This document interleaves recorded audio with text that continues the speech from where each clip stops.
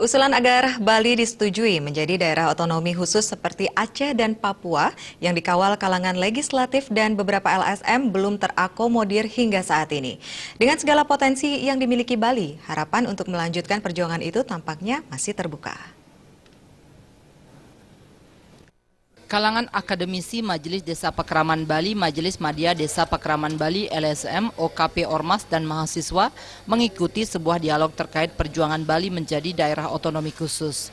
Dialog ini membuka ruang dialektika publik terkait persiapan dan kesiapan Bali menyongsong perubahan undang-undang untuk mencari format legislasi yang ideal bagi pemerintah Provinsi Bali menyambut masuknya rancangan Undang-Undang Provinsi Bali dalam prolegnas periode 2015-2019.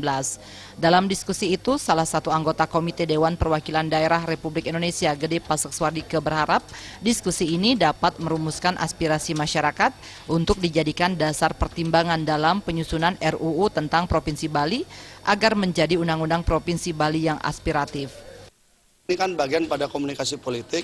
Setelah dulu kita belum berhasil mengajukan otonomi khusus Bali dalam prolegnas, maka dan tidak pernah terbahas, hanya selesai di DPD saja, maka di periode sekarang kita coba dorong dan sudah berhasil dalam list nomor 27 masuk untuk bisa dibahas dalam prolegnas.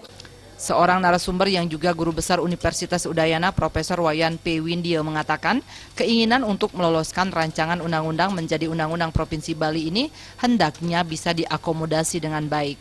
Bali memiliki keistimewaan yang harus dijaga seperti subak dan kegiatan keagamaan sehingga bisa menjadi ikon tersendiri.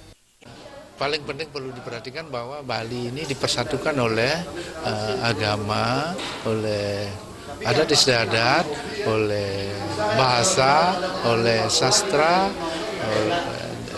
atau dengan kata lain secara kultural Bali ini kan satu.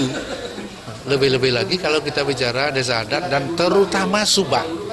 Pradnya Paramita dan Alit Setiawan, Bali TV.